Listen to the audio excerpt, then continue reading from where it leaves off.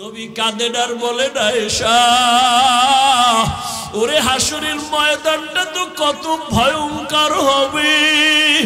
হাসরের মাঠে আমার আল্লাহ রাগান্বিত আওয়াজ দেওয়া শুরু করবেন, লিমানিল মুলকুল ইয়াউম লিল্লাহিল ওয়াহিদিল কাহ্হার।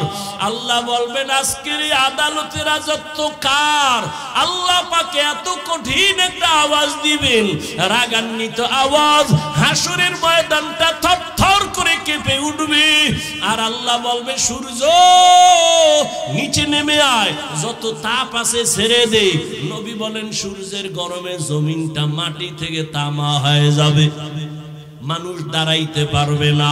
সূর্যের গরমে মাথার মগজগুলো ভাতের মারের মতো ফুটবে। অন্যদিকে জাহান্নামের আওয়াজ, জাহান্নাম চিল্লায়া বলবে, ও আল্লাহ বেনামাজি গুনাহগার গুলো কই, আমার পেটে দাও, আমার পেটে বড় ক্ষুধা। নবী বলেন আয়েশা, আল্লাহ তখন বলবে জাহান্নাম একটু অপেক্ষা কর, আমি এখন আদালতে বসছি, বিচারটা শেষ করিয়া নেই। জাহান্নামকে থামানো যায় না, সামনের দিকে আসতেছে, এমন বেশি আওয়াজ দেয়, জাহান্নামের গরমের হাওয়া আসতেছে। আল্লাহ কয়, ও ফেরেশতারা আর দেরি করিও না, ওরে শিকল দিয়ে বেঁধে নাও। আমার নবী যখন দেখবে, নবী বলেন আমি দেইখা আমি আত্মহারা হয়ে যাব। অন্য নবীরা কান্নায় বিভোর, আমি আমার মালিকের কুদরতি মাকামের মধ্যে সেজদায় পড়ে যাব, কান্না শুরু করব, আল্লাহ জাহান্নামের ফিরাও, আমার একটা উম্মত যেন জাহান্নামে না যায়, তো আমি জান্নাতে কিন্তু যাব না। আল্লাহ তখন বলবেন নবীজি আপনি মাথা উঁচু করেন, কাঁদিয়েন না, আমি আপনার কাদার জন্য আপনাকে বানাই নাই, আপনাকে খুশি করব। নবী বলেন, আল্লাহ তখন বলবে ফেরেশতা ৭০,০০০ শিকল ওই জাহান্নামের গলায় লাগাও, পেছন দিকে টাইনা রাখো, সামনে যেন আসতে না পারে। ৭০,০০০ শিকল লাগাইয়া এক এক শিকলের গোড়ায় ৭০,০০০ ফেরেশতা ধরিয়া রাখবে, কিন্তু রাখতে পারবে না। জাহান্নাম কঠিন একটা আওয়াজ দিবে, বারবার আল্লাহর আদালতের দিকে যাইতে চাইবে। শেষ পর্যন্ত নবীজির কান্না দেইখা আল্লাহ বলবে ফেরেশতা দিকে আসো। আল্লাহ নিজের কুদরতি হাতে একটু পানি দিয়া বলবে জাহান্নামের গায়ে ছিটাইয়া দাও। জাহান্নামের গায়ে পানিটা ছিটাইয়া দেওয়া মাত্র জাহান্নাম দ্রুত গতিতে পেছনে ভাগতে শুরু করবে। ফেরেশতারা বলবেন আল্লাহ যেই জাহান্নামকে শিকল লাগাইয়া ধরে রাখতে পারি না, এমন কি বরকতের একটু পানি দিলা, জাহান্নাম এখন পিছনে দৌড়ায়। এই পানি কি বরকতের জমজমের পানি, না আবে হায়াতের পানি, না কাউসারের পানি, নাকি দুনিয়ার কোন পাহাড়ের পানি, না সমুদ্রের পানি? আল্লাহ বলবেন ফেরেশতা এই পানিটা জমজমের পানিও না, কাউসারের পানিও না, আবে হায়াতের পানিও না, দুনিয়ার কোন নদীর পানি না। এই পানি আমার মায়ার নবীর গুনাহগার উম্মতের চোখের পানি। দুনিয়াতে আমার মায়ার নবীর উম্মতেরা গুনার কথা স্মরণ করে কান্না করেছে। কত আল্লাহর বান্দারা রাতের বেলা ঘুমায় না, কাঁদে যায় নামাজ বিছাইয়া আর বলে আল্লাহ জীবনে তো কম নামাজ ছাড়লাম না, কম দাড়ি কাটলাম না, বেপরদায় কম চললাম না। ও আল্লাহ দুনিয়াতে সূর্যের গরম সহ্য করতে পারি না, কবরে গেলে জাহান্নামের গরম কেমনে সহ্য করব? একটা মশার কামড় সইতে পারি না, কবরে কেমনে আযাব সহ্য করব? দুনিয়ার গরম বড় কঠিন, জাহান্নামের গরম কেমনে সহ্য করব? আল্লাহর বান্দা কান্না করেছে। ওই চোখের পানি আমি তো ওয়াদা দিছি আমার নবীর মাধ্যমে, যারা জাহান্নামের আযাবের ভয় এক ফোঁটা চোখের পানি ফেলে কান্না করবে, আল্লাহ নবীর মাধ্যমে ওয়াদা করেছেন জাহান্নামের আগুন তার জন্য হারাম করে দিবেন। ও আল্লাহর বান্দারা, ও বাবাজিরা, ও মা বোনেরা, ও বৃদ্ধ বাবাজি, যুবক বাবারা, এত গুনাহ করার পরেও দেখো আজকে আজকে চোখে তোমার আমার পানি নাই। অথচ জান্নাতের টিকিট পাইয়া আবু বকরের চোখে কান্না, ওমরের কান্না, উসমানের কান্নার আওয়াজ। তোমার আমার সেই হিসেবে তো গলায় রশি লাগায় কান্না উচিত, অথচ চোখে পানি নাই। মনে কইরো না তোমার কপাল ভালো, বরং গুনার কারণে আল্লাহ বেজার। পাথরের থেকেও তোমার আমার দিলটা শক্ত হয়ে গেছে, চোখে পানি আসে না। ওরে চোখের পানি ছাড়া জাহান্নামের আগুন নিভানো যাবে না। এখনো যদি মনে চায়, আল্লাহর নবী বলেন জাহান্নামের ভয় নিয়ে 2 ফোঁটা চোখের পানি সারিয়া কান্না করিও। এই ময়দানে কত আল্লাহর গোলাম আছো, আজকে তুমি এতিম, মা নাই বাবাও নাই, এতিমের মতো। ওই মা বাবার দাপট না জীবনে কত দেখাইলা। একদিন মা চলে গেছে, বাবাও গেল, তুমিও একদিন চলে যেতে হবে। ওই মা বাবার পাইবা না। ওই মা বাবা এখান থেকে অনেকে আবার বাসায় যাইয়া মা বলে ডাকবে, বাবা বলে ডাকবে। মা বাবা দরজা খুলবে, যার মা নাই তার কলিজাটা ছিঁড়িয়া যাবে। ও আল্লাহর বান্দারা, ওই মা বাবার চোখের পানি আর দোয়া ছাড়া এই চেয়ারে বসতে পারি নাই। ওই মা বাবার চোখের পানি দোয়া ছাড়া তুমিও টাকার মালিক হইতে পারো নাই, বাড়ি গাড়ির মালিক হইতে পারো নাই, সম্মানের চেয়ার পাও নাই। ওই মা বাবার জন্য 2 ফোঁটা চোখের পানি সারিয়া কি দোয়া করতে পারবা না? যেই মা বাবা তোমার আমার জন্য এত চোখের পানি ফেললেন, এখনো 2 ফোঁটা চোখের পানি ছেড়ে তওবা করো। জীবনে তো গুনাহ কম করো নাই, কেউ জানে না, আমার আল্লাহ জানেন। মা বাবাই যদি আমার তোমার গুনার খবর জানতেন, লজ্জায় আমাদের কাছে আসতেন না, ঘর থেকে তাড়াইয়া দিতেন। আল্লাহ কত দয়া করেছেন, তওবার আহ্বান করতেছেন। জীবনের গুনাহ থেকে ক্ষমা চাও, আল্লাহর কাছে তওবা করো। বাবা মরিয়া গেলে যাব, হায়াতের মালিক, রিজিকের মালিক, ইজ্জতের মালিক আমার আল্লাহ। আর নামাজ ছাড়বা না, দাড়ি কাটবা না, বেপরদায় চলবা না, মা বাবার সাথে বেয়াদবি করে বরদোয়া নিবা না, ওলামায়ে কেরাম শিক্ষক মুরব্বীদের সাথে বেয়াদবি করে বরদোয়া নিবা না। ওয়াল আসর, আসরের শপথ, ইন্নাল ইনসানা লাফি খুসর, নিশ্চিত পৃথিবীর সব মানুষগুলো জাহান্নামী, ইল্লাল্লাযীনা আমানু, কিন্তু যারা ঈমান আনয়ন করবেন, ওয়া আমিলুস সালিহাত, নেক আমল করবেন, ওয়া তাওয়াসাউ বিল হক, ঈমান ও আমলের দাওয়াত অন্যকে দিবেন, ওয়া তাওয়াসাউ বিস সাবর, ঈমান আমলের বিরুদ্ধে যারা চলে তাদের বাধা দিতে গিয়া বিপদ আসলে ধৈর্য ধারণ করবেন। এই 4 গুণওয়ালা ব্যতীত বাকি সব জাহান্নামী। খুব খেয়াল করি তরজমা, হাদিস পড়েছিলাম, খেয়াল করেন। নবী বলেন কুল্লু উম্মতি ইয়াদখুলুনাল জান্নাতা ইল্লা মান আবা। রহমতের নবী বলেন সব উম্মত জান্নাতে যাবে। দেখছেন নি কারবার, আল্লাহ কয় সব মানুষ জাহান্নামী, মদিনার নবী কয় সব উম্মত জান্নাতি। কিন্তু ইল্লা মান আবা, নবী বলেন যে আমাকে মানে না সে জান্নাতে যাবে না। কিলা মান আবা, ও রহমতের নবী বলেন কারা আপনাকে মানে না? নবী বলেন মান আতাআনি দাখালাল জান্নাহ, যে আমার অনুসরণ করবে, অনুকরণ করবে সে জান্নাতে যাবে।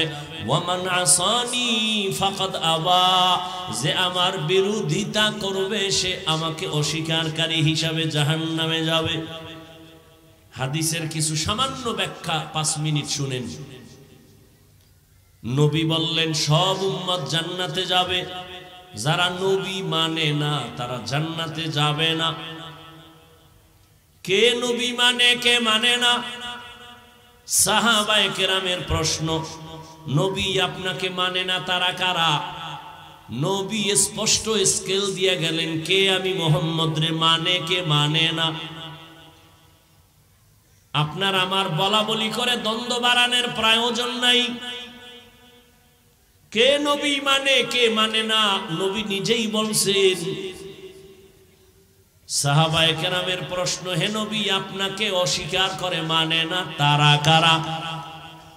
নবী ওই কথাটার জবাব ডাইরেক্ট না দিয়া তার আগে একটা সুন্দর মোহাব্বতের আওয়াজ দিলেন, মান আতাআনি দাখালাল জান্নাহ, যে আমার অনুসরণ করে সে জান্নাতে যাবে। এখান থেকে একটা প্রশ্ন করব আপনাদেরকে, নিজের থেকে জবাব দিবেন। আবার বলছি, নবী বললেন যারা আমারে মানে তারা জান্নাতে যাবে, যারা মানে না তারা যাবে না। সাহাবায়ে কেরামের প্রশ্ন, ইয়া রাসূলুল্লাহ আপনাকে অস্বীকার করে মানে না তারা কারা? নবী ওই জবাবের আগে বললেন যে আমার অনুসরণ করে সে জান্নাতে যাবে। এবার আপনারা বলেন, নবী বলছেন যে আমার অনুসরণ করবে জান্নাতে যাবে, বিপরীত কথাটা কি দাঁড়াবে? যারা অনুসরণ করে না তারা জান্নাতে। আবারও বলছি, সাহাবায়ে কেরাম বললেন, হে নবী কে আপনাকে অস্বীকার করে? রহমতের নবী বলছেন যারা আমার অনুসরণ করবে তারা জান্নাতে যাবে। বিপরীত কথা দাঁড়ায় যে অনুসরণ করবে না সে জান্নাতে যাবে না। কিন্তু আশ্চর্যের বিষয় নবী এটা বলেন নাই। এখন অনেকের মাথায় ঢুকতেছে না, ভালো করে খেয়াল করেন। সাহাবাদের প্রশ্ন, নবী আপনাকে মানে না তারা কারা? নবী বললেন যে আমার অনুসরণ করবে সে জান্নাতে যাবে। কথা বিপরীতটা দাঁড়ায় যে নবীর অনুসরণ করবে না সে জান্নাতে যাবে না। নবী এই কথা বলেন নাই যে আমার অনুসরণ করবে না সে জান্নাতে যাবে না। তো নবী কি বলছেন? নবী বলেন যে আমার বিরোধিতা করবে সে আমাকে মানে না হিসাবে জাহান্নামে যাবে। এখান থেকে কি বুঝলাম? চিকন কথা বুঝলাম। কি? নবীরে যারা মানে না তারা দুই দল। কয় দল? এক দল আগ্রহী আর এক দল বিদ্রোহী, এক দল দরদি আর এক দল বিরোধী। যেমন আমি কথার কথা একজন যুবকের জিজ্ঞাসা করলাম, এই যুবক, রহমতের নবীর আদর্শে দাঁড়িয়ে রাখো না কেন, নামাজ পড়ো না কেন? যুবক বলে, হাফিজ ভাই নবীর আদর্শে নামাজ দরকার, আমি পারি না, দোয়া করেন, চেষ্টা করব। জবাব দেন, এই ছেলেটার কথার দ্বারা কি বুঝলেন? বিদ্রোহী না আগ্রহী? দরদি না বিরোধী? দরদি। ঠিক তেমনি ভাবে প্রশ্ন বামের এক যুবকরে করলাম, এই যুবক, নবীর আদর্শের দাড়ি টুপি নামাজ পড়ো না কেন? আমার কথাটা শেষ না হতে বিদ্যুতের গতিতে জবাব দিল, দাড়ি না রাখলে অসুবিধা কি? টুপি না পরলে অসুবিধা কি? নামাজ না পড়লে অসুবিধা কি? বলেন ছেলেটার কথায় কি বুঝলেন? আগ্রহী না বিদ্রোহী? রসুলের আদর্শের বেলায় বিদ্রোহীর আর এক নাম হলো বেঈমান। ভালো করে মনে রাখেন। তাহলে একজনে দাড়ি রাখে না, তাকে গালি দেওয়া যাবে না। আগে বুঝতে হবে লোকটা কি আগ্রহী না বিদ্রোহী। আগ্রহী হলে মুমিন, বিদ্রোহী হলে বেঈমান। একটা লোক নামাজ পড়ে না, তাকে গালি দেওয়া যাবে না। বুঝতে হবে লোকটা কি আগ্রহী না বিদ্রোহী। আগ্রহী হলে মুমিন, বিদ্রোহী হলে বেঈমান। যে নামাজ পড়ে না তাকে গালি দেওয়া যাবে না, কিন্তু যে নামাজ পছন্দ করে না তাকে ছাড় দেওয়াও যাবে না। ব্যবধানটা বুঝছেন তো? ব্যবধান আছে না? একজনে নামাজ পড়ে না আর একজনে পছন্দ করে না, দুইজন সমান? একটা মুমিন আর একটা বেঈমান। যে নামাজ পড়ে না তাকে গালি দেওয়া, যে নামাজ পছন্দ করে না তাকে ছাড় দেওয়া, সুযোগ পেলেই জুতা মোবারক।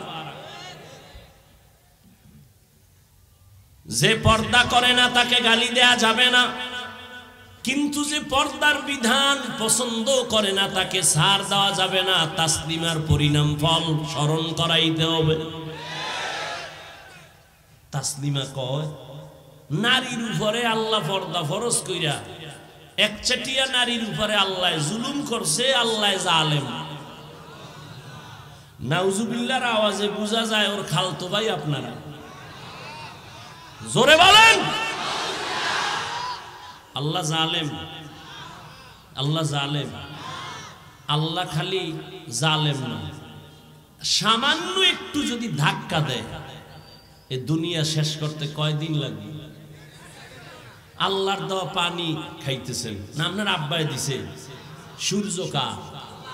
আলো ভোগ করতেছেন কেন? আল্লাহরে মানেন না, আল্লাহটা ভোগ করেন কেন? জমিন কার? আল্লাহ। বাতাস ভোগ করতেছেন কার? পানি ভোগ করতেছেন কার? জমিনের ফসল খাইতেছেন কার দেওয়া? আল্লাহর দেওয়া। নদীর মাছ খাইতেছেন কার দেওয়া?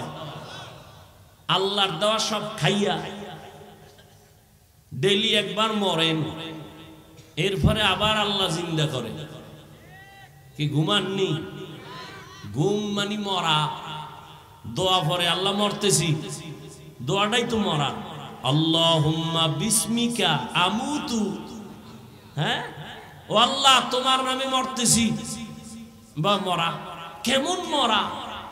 চোরে আইয়া বউয়ের কানের অলংকার টান মাইরে লয়ে দৌড়, টেরি ভাই কেমন মরা মরছে। আল্লাহ যদি মরা থেকে জিন্দা না করে কেউ পারবে? হ্যাঁ, তাহলে আল্লাহর দেওয়া সব খাইয়া যেই পরিমাণ জুলুম করেন, আল্লাহ যদি একটু ধাক্কা দেয়, ঘুমের উঠে দেখতেন চেহারা শুকরে রয়ে গেছে, বানরের চেহারা হয়ে গেছে। আল্লাহ পারেন, করেন না কেন? এক জবাব হলো আল্লাহ জুলুম করেন না, আল্লাহ পাক স্বার্থান্বেষী না। 2 নম্বর জবাব, আল্লাহর প্রিয় একজন বন্ধু মুহাম্মদের উম্মত আমরা, এ কারণে আল্লাহ করেন না। মুহাম্মদের উম্মত না হইলে কপালে বহু দুঃখ ছিল। আল্লাহ হেদায়াত দান করুন। এরপরও আমাকে কপাল খারাপ, সে আল্লাহরেও চিনি না, আর যে আল্লাহর বন্ধুর জন্য আমাকে এত সুযোগ সুবিধা, সে বন্ধু মুহাম্মদ রেও চিনি না। আল্লাহ হেদায়াত দান করুন। তাহলে যে নবী মানে না তাকে জাহান্নামী বলা যাবে না, গালি দেওয়া যাবে না। বুঝতে হবে সে আগ্রহী না বিদ্রোহী। হাদিস থেকে এই ফলাফলটা আমরা জানবো। একটা বেনামাজিকে দেখলে সি সি করে তাড়ায় দেওয়া যাবে না। প্রবাদ আছে, রোগকে ঘৃণা করো রোগীকে নয়, পাপকে ঘৃণা করো পাপীকে নয়। ঘুমাইতেছে না কেউ? যদি কেউ হুজুর ঘুমাবো, একটা তাজা কবিরা গুনাহ করলো মিশা কথা কইয়া। বাঙালি রাতে ঘুমায় না, সবাই দরওয়াজা জানালা বন্ধ করে মোবাইলের হক আদায় করে। মাইয়া পোলার হক আদায় করার টাইম না পাইলেও মাশাআল্লাহ মোবাইলের হক যথাযথ আদায় হয়। বউয়ের হক আদায় হয় না, কিন্তু মোবাইলের হক আদায় হয়। এরপরে হক আদায় করতে যে মানকে সিফায় পইরা পাইছে মিস কল পাইয়া পরকিয়া। এরপরে কয় বিয়া সাইডে যায় সিরিয়াল 2। আল্লাহর জন্য বিয়া করছে না মানকে সিফায় আটকাইছে? হ্যাঁ, এক বউয়ের হক আদায় করতে পারে না, ডবল নিয়ে চিন্তা করে। আল্লাহ হেদায়াত দান করুন। এবার আসেন সূরা নিয়ে কিছু আলোচনা করি। ওয়াল আসর, আসরের শপথ। সূরাটা যদিও বড় ছোট সূরা, কিন্তু সূরার পাওয়ার অনেক বেশি। 4 মাযহাবের 4 ইমাম, এর মধ্যে একজন ইমাম হলেন ইমাম শাফিঈ রাহমাতুল্লাহ আলাইহি। তিনি লেখছেন, আল্লাহ যদি কোরআনে হাকিমের মধ্যে 6666 আয়াত সবগুলো যদি অবতীর্ণ নাও করতেন, শুধু আল আসরে সূরাটা দিয়ে বলতেন দুনিয়ার মানুষ এই সূরার উপরে আমল করো, আর মানুষ যদি ওয়াল আসরে সূরাটা উপরে আমল করে জীবন চালাইতো, বিনা হিসাবে জান্নাতি হয়ে যাইতো। কাদের কুদরত দারি বারকামাল আন্তা রব্বি আন্তা হাসবি জুল জালাল তুহি কাদের জলিলুল্লাহ জাহাদার বহর হালে তুহি মেরা নেগাহদার। সূরাটার এমন পাওয়ার, সূরাটার শুরুতে আল্লাহ শপথ করলেন ওয়াল আসর, আসরের শপথ। আল্লাহ শুধু এখানে না, কোরআনের বিভিন্ন জায়গায় শপথ করেছেন, কসম করেছেন। একটু জবাব দেন, আল্লাহর কোরআন সত্য না মিথ্যা? কত পার্সেন্ট সত্য? পুরাটা না অর্ধেক? সবাই একমত? 100 বুঝি না আর 200 বুঝি না, কিয়ামত পর্যন্ত জমিনে আরো যত পার্সেন্ট বাড়বে সবার থেকেই আমার আল্লাহর কোরআন সত্য। ই কালামে জিন্দা কুরআনে হাকিম হিকমতে উলা ইয়াজালাস তো কদিম বাখা কুরআন কালামুল্লাহ বশনো কদিমাস্তি কদিমাস্তি নাইনো। আল্লাহ শপথ করলেন কোরআন সত্য। মিথ্যা প্রমাণ করার জন্য ১৫০০ বছর পর্যন্ত অপচেষ্টা কম করে নাই বড় বড় পণ্ডিতেরা। আর কোরআন এমন একটা কিতাব, যে কিতাব কোনো সিন্ধুকে তালা দিয়ে রাখা হয় না। কোন হিন্দু ভাই যদি কয় কোরআন চাই, আমি টাকা দিয়ে বলবো নেও, কারণ এটা এমন একটা কিতাব যেটা ধরলেই অ্যাকশন শুরু। যে কিতাব খুইলা দেখবে অ্যাকশন, যে কিতাব তাকায় তাকায় দেখবে অ্যাকশন, যেই কিতাবটা পড়লেও অ্যাকশন, যেই কিতাবের আওয়াজ কানে শুনবে তাতেও অ্যাকশন। এমন একটা কিতাব যদি কারো ঘরের মধ্যে রাখো, ওই ঘর ফেরেশতারা পাহারা দিবে। এত সুন্দর কোরআন, ১৫০০ বছর হয়ে গেছে, একটা ভুল কি কেউ বের করতে পারছে? বরং বহু বিধর্মীরা আল্লাহর কোরআনের সামনে দাঁড়াইয়া ভুল স্বীকার করে কালেমা পড়েছে, কিন্তু কপাল বড় খারাপ, মুসলমানেরা এখনো সেই কোরআনের মর্ম বুঝলো না। কোরআনের মর্ম বুঝে নাই। ঘরের মধ্যে কোরআন আছে, ২০ বছর ৩০ বছর হয়ে গেছে, এমনও কপাল পরা আছে একদিনও খুইলাও দেখলো না যে ভিতরটা কেমন। অথচ নবীর দুশমন আবু জাহাল সারা জীবন নবীর বিরোধিতা করত, কিন্তু রাতের আধারে গোপনে একা একা নবীর ঘরের কিনারায় দাঁড়ায় নবীর জবানের তেলাওয়াত শুনত। কারণ এটা এমন সুন্দর কথা, জমিনে কত গান, কত কবিতা, কত কিছুই শুনলাম, আল্লাহর কোরআনের মতো মজার আওয়াজ আর একটাও নাই। আছে? একটা কবিতা বারবার বললে সবাই বিরক্ত হয়, কেউ এই কবিতা শুনতে চায় না। কিন্তু কোনদিন মসজিদের মুসল্লি বলে নাই, হুজুর 15 বছর 20 বছর আলহামদু সূরাটাই তো শুনলাম, এবার পাল্টাইয়া পড়েন। কেউ বলছে? বরং যার তেলাওয়াত আর কণ্ঠ যত সুন্দর, তার তেলাওয়াতে তত মজা। এই কোরআন সিনায় লাগাই ওরে যুবক, ওই কোরআনটা একটু বুকে লাগাও, খুইলা খুইলা তাকাও, দেখবা চোখের পাওয়ার বাড়তে থাকবে। এটা আমার মাওলার দেওয়া কালাম। আল্লাহ আরো কিছু কিতাব দিছিলেন, একটা কিতাব এখন সংরক্ষিত নাই, পুরাটা ভেজাল মুক্ত নাই, কিন্তু আমার আল্লাহর কালাম খোলামেলা আছে, একটা ভুল কেউ ঢুকাইতে পারে নাই। বরং এই ভুল বের করতে যায় বহু মানুষের জীবনের ভুল ধরা পড়ে কালেমা পড়লো। ও পীরগঞ্জের মুসলমান, এখনো যদি কোনো বিচক্ষণ ব্যক্তি শিক্ষিত বলতে পারো বাবা কোরআনে একটা ভুল আছে, প্রমাণ দাও। আমি এখন দাড়ি কেটে ফেলবো, নামাজ রোজা বাদ দিব, কারণ আমাদের সব কথার মূল পুঁজি হলো কোরআন। আল্লাহ আছে, দলিল কি? কোরআন। কিয়ামত হবে, দলিল কি? জান্নাত আছে, দলিল কি? জাহান্নাম গুনাহগারের শাস্তির জায়গা, দলিল সেই কোরআনে যদি ভুল থাকে তো সব ভুল, আর কোরআন যদি ঠিক থাকে তো সব ঠিক। আল্লাহ বুঝার তৌফিক দান করেন। ভাইরা আমার, আল্লাহ তাআলার কোরআন তো সত্য। সারা দুনিয়ার মানুষ যদি আল্লাহর কোরআন না মানে মিথ্যা হয়ে যাবে। বলেন না কেন? সারা দুনিয়ার মানুষ যদি বলে কোরআন মেনে নিলাম, মানার কারণে কি সত্য হবে? দুনিয়ার মানুষ কোরআন মানো আর না মানো, আল্লাহর কোরআন নিজ জায়গায় সত্য, কোনো সন্দেহ নাই। এরে আল্লাহর গোলাম, ওই কোরআন তো সত্য, তাহলে কসম করার কি প্রয়োজন ছিল আমার আল্লাহর? আমরাও তো মাঝে মাঝে কসম করি। কেন আমরা কসম করি? সন্দেহ দূর করার জন্য।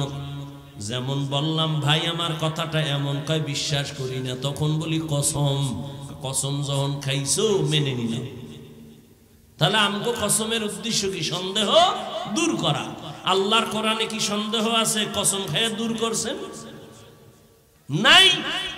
শুধু নাই না, চ্যালেঞ্জ দেওয়া, লা রাইবা ফিহ। কোরআনে কোনো ভুল সন্দেহ নাই। এই যে পাগড়ি দিলাম, কয়জন রে? 20 জন ছাত্র, ছোট ছোট বাচ্চা। বাংলা ভাষা শিখার জন্য একটা বই পড়েছিলেন, 10 পৃষ্ঠার আদর্শ লিপি পড়ছিলেন। কথা কয় না ও ভাই, সত্য কথাটা স্বীকার করতেও কি আপনাদের সমস্যা? আদর্শ লিপি বই চিনে নি না, আর শিক্ষাঙ্গন যেইভাবে রং লাগাইছে চিনারও তো কথা না। আগে আমরা আদর্শ লিপি পড়ছি, সকালে উঠিয়া আমি মনে মনে বলি, আমি যেন সারাদিন ভালো হয়ে চলি। মনে আছে? আদেশ করেন যাহা মোর গুরুজনে, আমি যেন সেই কাজ করি ভালো মনে।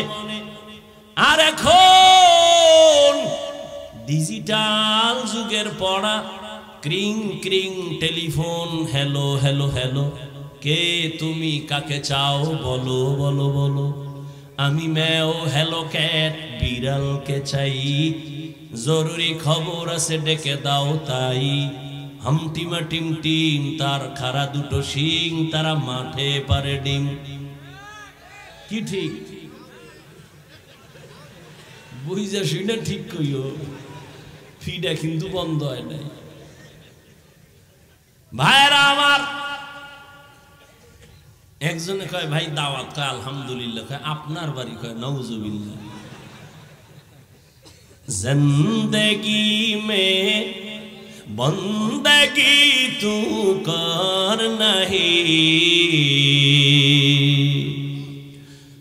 जिंदगी में बंदगी तू कर नहीं, जिंदगी बे बंदगी शर्मिंदा है, जिंदगी बे बंदगी शर्मिंदा है। খারাপ লাগে? যুবকরা আসো না, ঘুমাও, মোবাইলটা রাখ, এটা লই মরবি। মরার আগে কবি কাফনের ভিতরে ঢুকাইতে, কবরে যখন যাইবি না, ফেরেশতা আইলে কবি আগে সেলফি, পরে প্রশ্ন। মর, মোবাইল লইয়া মর। এরে যুবক, রহমতের নবী কত কলিজা দিয়া মোহাব্বত করেছে যুবকের, বুঝো না রে যুবক। নবী বলেন, আমি এমন কপালওয়ালা, জমিনে আইসা আমি একদিনও আমার আব্বাকে আব্বা বলে ডাকতে পারি। কেমন কপাল আমার, 6 বছরে আমি আমার মারেও হারায় ফেললাম। আমার আপনজনেরা সব আমার দুশ্মন, আমাকে রেডি হয় জবাই করার জন্য, হাঁটার পথে কাটা দেয়। আমি মুহাম্মদ, আমি আল্লাহর এমন প্রিয় গোলাম। আল্লাহ বলেন মুসারে আমি নবী বানাইছি, ইব্রাহিম আমার নবী, মুহাম্মদ আমার নবী, সবাই আমার বন্ধু। ঈসা আমার বন্ধু, মুসা নবী বন্ধু, ইউনুস নবী বন্ধু, দাউদ নবী বন্ধু, সুলাইমান আমার বন্ধু, মুহাম্মদও আমার বন্ধু। তবে ব্যবধানটা কি জানো? সব নবী রাসূলেরা আমার আল্লাহ তাআলার আশিক, আর আল্লাহ কয় আমি নিজে আল্লাহ মুহাম্মদের আশিক। ওই নবী বলেন আমি যদি দোয়া করতাম উহুদ পাহাড় স্বর্ণ বানাও, আল্লাহ বানাইতেন। আমি উল্টা দোয়া করছি, ও আল্লাহ তুমি আমারে বড় লোক বানাইও না, আমারে তুমি গরিবী হালাতে রাখিও, গরিবী হালাতে মরণ দিও, কিয়ামতের দিন গরিবের সাথে আমার হাসর করাইও। নবী কয় ও গরিবের দল, বড় লোকের বাড়ি গেরি দেখে মোটেও আফসোস করিস না, কিয়ামতের দিন ওই টাকাওয়ালা বাড়িওয়ালার 500 বছর আগে গরিব তুমি জান্নাতে যাইবা। নবী বলেন এই বিপদের সময়, বিপদে পড়লে বাবারে টেলিফোন করি, বাবা কই আমার উপরে বিপদ, বাবা দৌড়াইয়া হাজির হয়। আম্মা জানেরে বলি মা তুমি তো আসতে পারবা না, একটু আমার জন্য দোয়া করিও। নবী কয় আমার মাও নাই, আমার বাবাও নাই, আমি বড় এতিম অবস্থা, আমার চতুর্দিকে দুশ্মন, ওই সময় আমার কেউ নাই। বুড়ারা যারা ছিল আমার সবাই বিরোধিতা করেছে, যুবকেরা আমার উপকার করেছে। ও পীরগঞ্জের যুবক বলো, ১৫০০ বছর পরে তুমি যুবক হইয়া আমার নবীর আদর্শের কি উপকার করলা বলো রে বাবা। আজকে যুবক হইয়া তোমার জীবনটা কেন নষ্ট হচ্ছে, একটু কি চিন্তা করছো? আল্লাহ কুকুর শুয়োরকে আল্লাহ জ্ঞান দেয় না ভালো মন্দ যাচাই করার, আল্লাহ মানুষকে দিছে, কেন তুমি ভাবো না রে বাবা? ৪০ বছর পর্যন্ত তোমার চেহারাটা কখনো নষ্ট হবে না, অথচ মাত্র ২৫-৩০ বছর তোমার চেহারায় কেন আকর্ষণ নাই, তাকাইলে কেন মায়া লাগে না, তোমার চেহারায় কেন নূর নাই? দরওয়াজা জানালা বন্ধ করিয়া সারাটা রাত মোবাইল হাতে নিয়া কবিরা গুনা কবিরা গুনা কবিরা গুনা কইরা কইরা কাটাইছো, মাও জানে না বাবাও জানে না, সবাইর দরজা বন্ধ রাখছো, কিন্তু আমার মাওলারে ফাঁকি দেওয়া যায় না। আমার আল্লাহ তো জানছে তুই রাতের বেলা কি অন্যায় করেছো, আল্লাহ বেজার হইয়া তোর চেহারার নূর নষ্ট করে ফেলেছে। শুধু কি তাই বাবা, ওরে ভালো করে বাসায় গিয়া গুগলে সার্চ দিয়া দেখিস, মোবাইল দেখলে তোর দেহের কি ক্ষতি হয় ভালো করে লেখা আছে। এই মোবাইলের কারণে চোখের পাওয়ার নাই, তোমার হার্ট দুর্বল, ব্রেন দুর্বল, মাথা ব্যথা আগের তুলনায় বেড়ে গেছে, তোমার বুকে ব্যথা বেড়ে গেছে, কিডনির ক্ষতিও হচ্ছে, খবর নাই। এমন একটা সময় আসবে যদি ৬০ বছর বাঁচো, অর্ধেক চলে গেছে আর অর্ধেক বাকি, কিন্তু বাকি জীবন বাঁচার জন্য যেই পার্টসগুলো মেয়াদ থাকা দরকার, এই মেয়াদ আগে শেষ কইরা ফেলাইছো। কানের মেয়াদ নাই, চোখের মেয়াদ নাই, বাইসা থাকবি পঙ্গু হইয়া বাঁচা লাগবে। আমার চোখ থাকবে, পাওয়ার থাকবে না, হাত থাকবে, শক্তি থাকবে না, জীবন থাকবে, যৌবন তোমার থাকবে না। ওই সময় কান্না কইরাও কোনো লাভ হবে না, আপন কাউকে চোখের পানি মুছার জন্য পাশে পাইবা না। জিন্দগি মে বন্দগি তু কর নাহি, जिंदगी बे बंदगी शर्मिंदा है, जिंदगी बे बंदगी शर्मिंदा है। यहाँ हम सब मुसाफिर दिल ना लगा, अहले दिल की नजर से रूह करता जा, यहाँ हम सब मुसाफिर दिल ना लगा, अहले दिल की नजर से रूह करता जा, शाह दौलत सब फकीर घर नेक ने हैं, शाह दौलत सब फकीर घर नेक ने हैं। जिंदगी में बंदगी तू कर नहीं, जिंदगी में बंदगी तू कर नहीं, जिंदगी बे बंदगी शर्मिंदा है, जिंदगी बे बंदगी शर्मिंदा है। जिंदगी में बंदगी कुन बंदगी, बंदगी बे जिंदगी शर्मिंदगी। ও আল্লাহর গোলাম, আল্লাহ বিবেক দিছে, একটু ভাবো।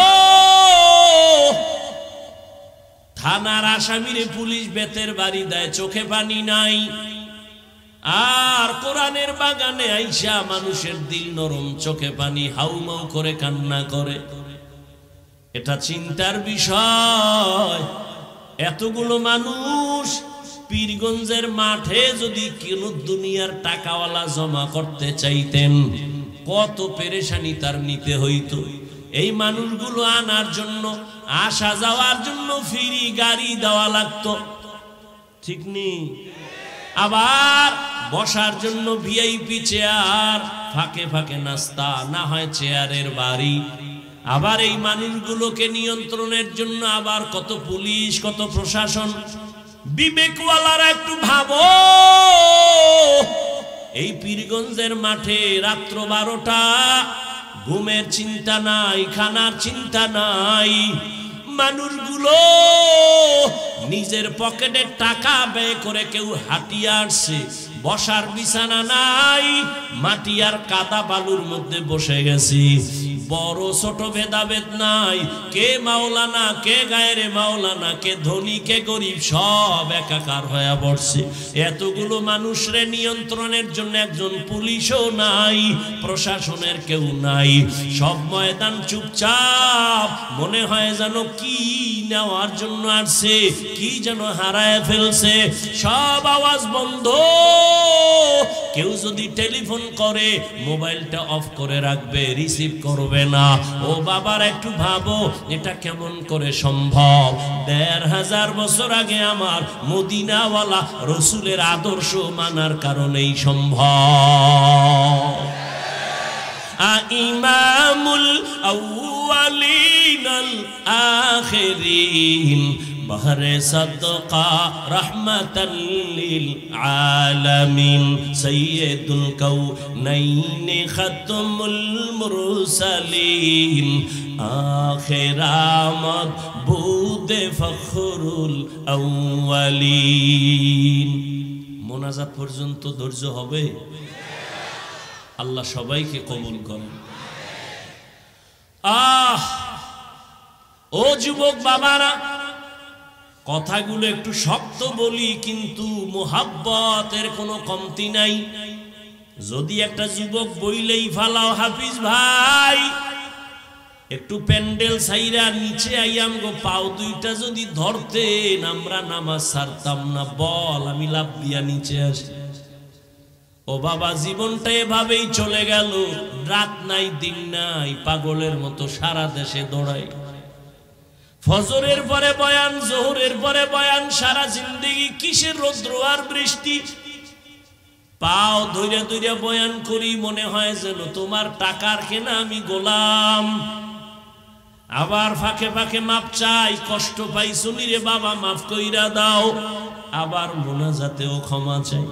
এত নরম হইয়া কেন বুঝাই? তুমি তো আমারে বেতন দাও না, বরং তুমি আমার বিরোধিতা করো, ফেসবুকে লেখো, ফাঁকে ফাঁকে গালি দাও, এরপরও একটা গালির জবাব দেই না রে বাবা। এর একমাত্র কারণ মদিনাওয়ালা নবীর আদর্শ কলিজায় লালন করি। আমার নবী আর আসবে না, এই উম্মতের নবীর আদর্শের বয়ান আলেমরাই করতে হবে। একটা মানুষ যদি দিনের লাইনে চলে আসে, জীবনের কষ্ট সার্থক হয়ে যাবে। ও পর্দার আড়ালের আম্মা জানেরা, বোনেরা,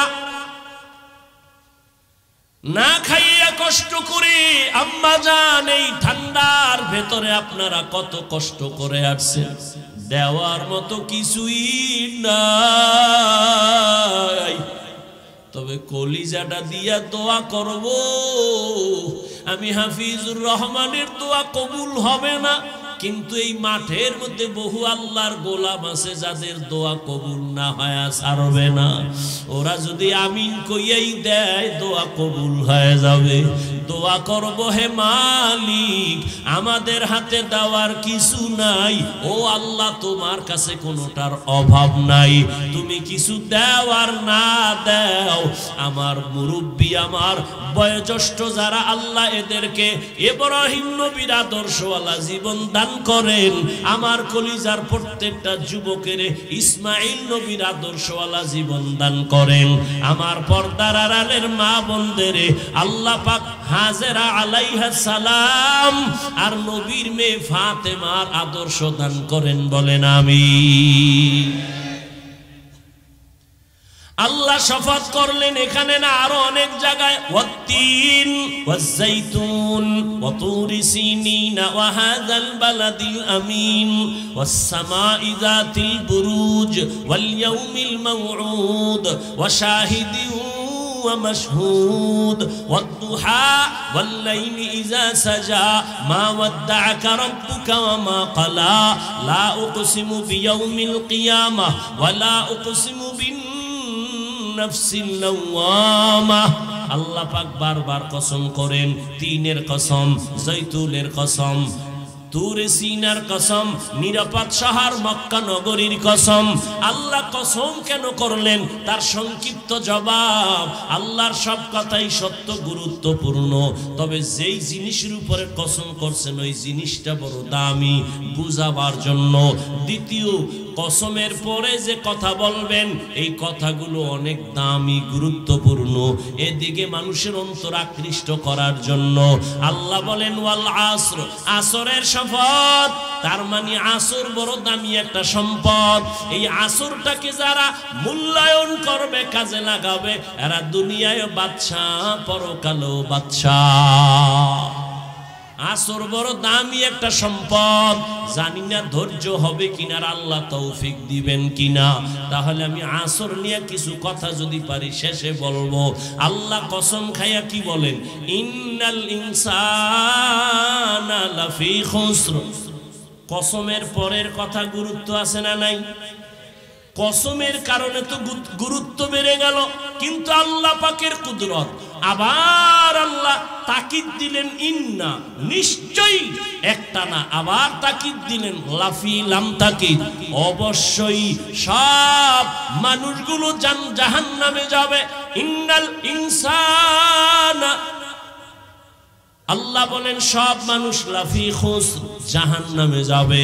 কসম খাইলেন, দুইটা তাকিদ দিলেন, এরপরে বললেন দুনিয়ার সব মানুষগুলো জাহান্নামী।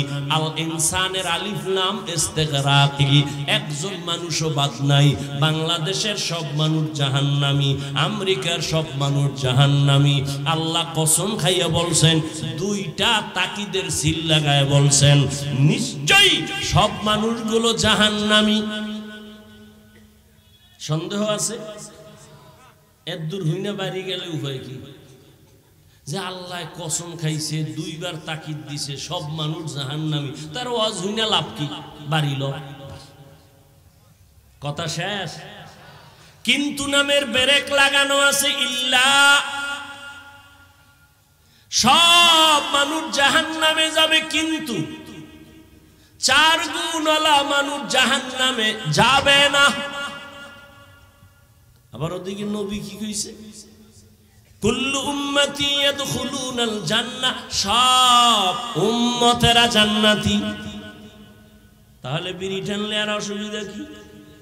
নবী কইছে সব উম্মত জান্নাতে যাবে।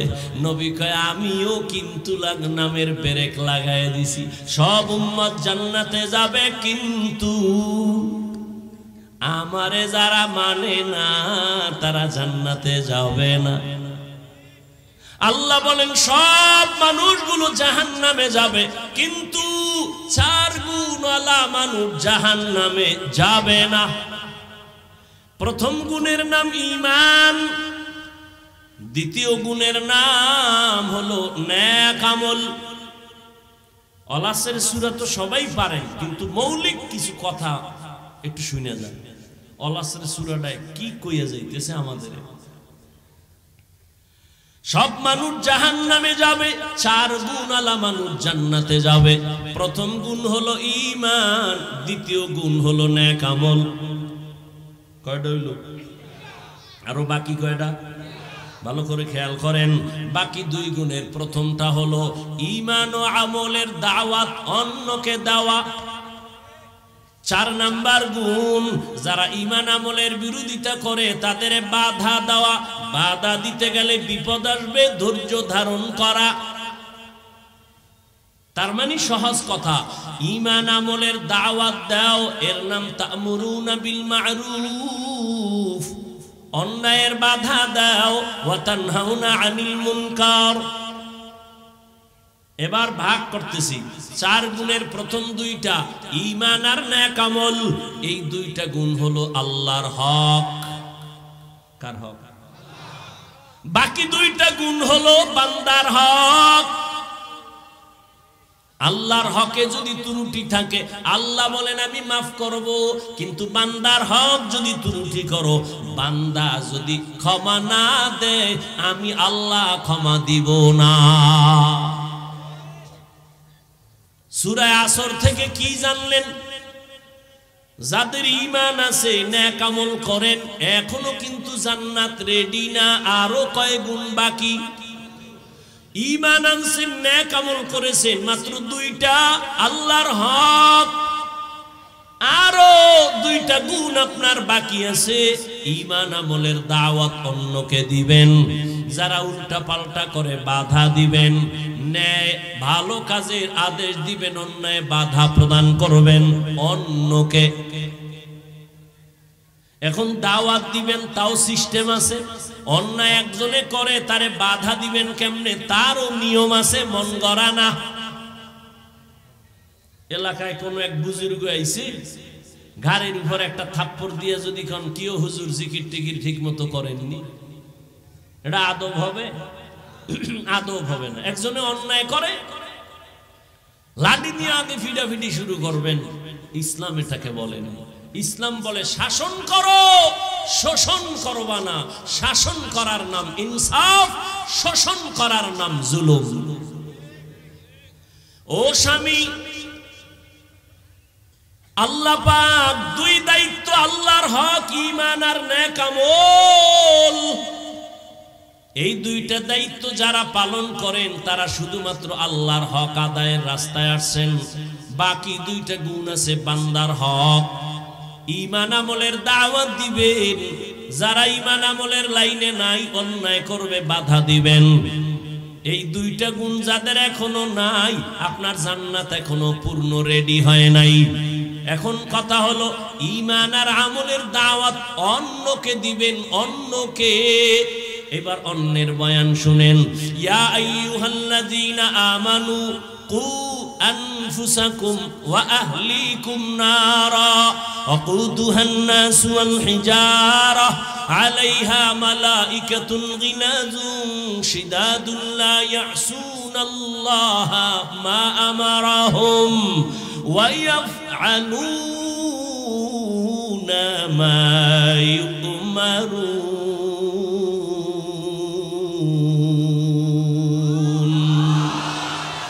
কালামে জিন্দা কুরআনে হাকিম হিকমতে উলায়া জালাস্তু কাদিম।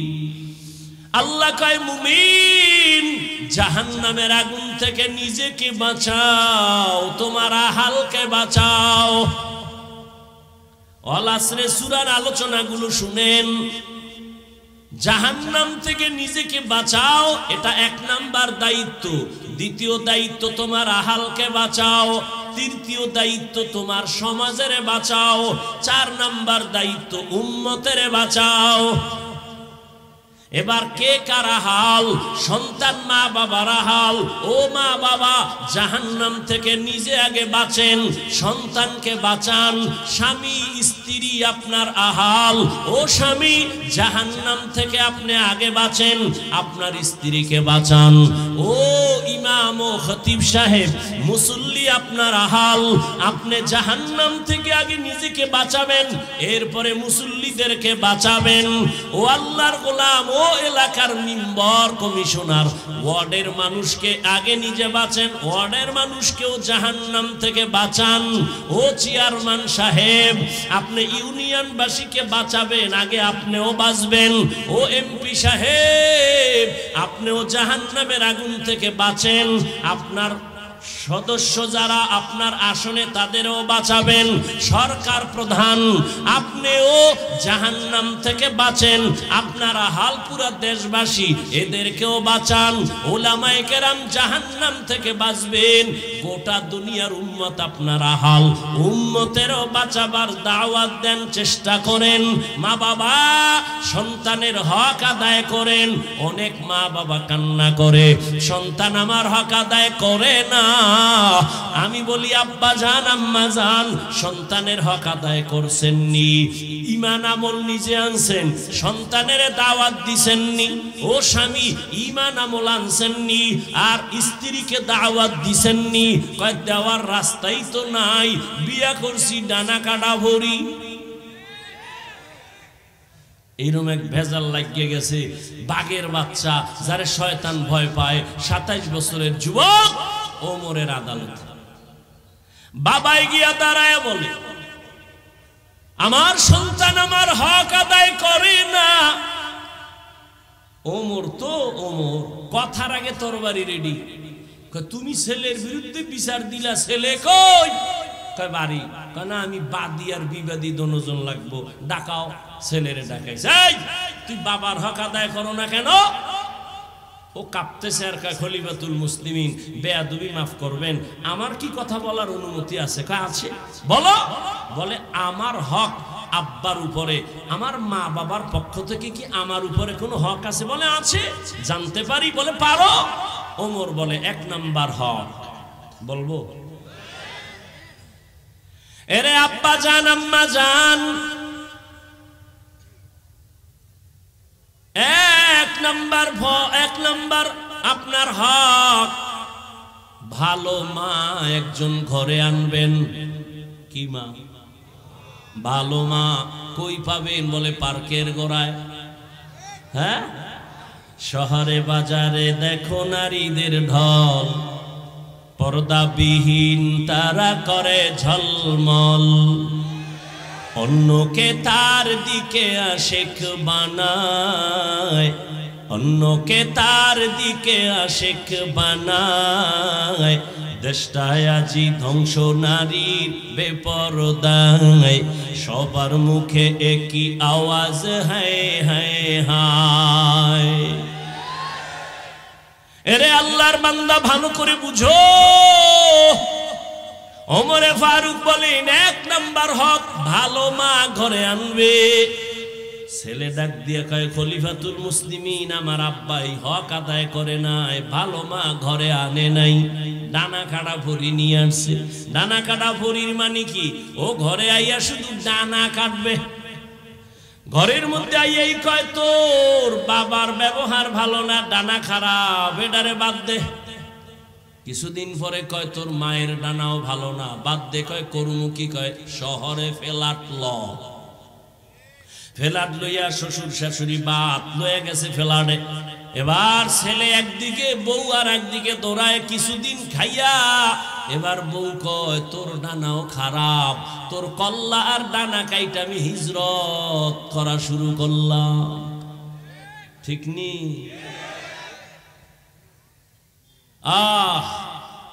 ভালো মা ঘরে আনো।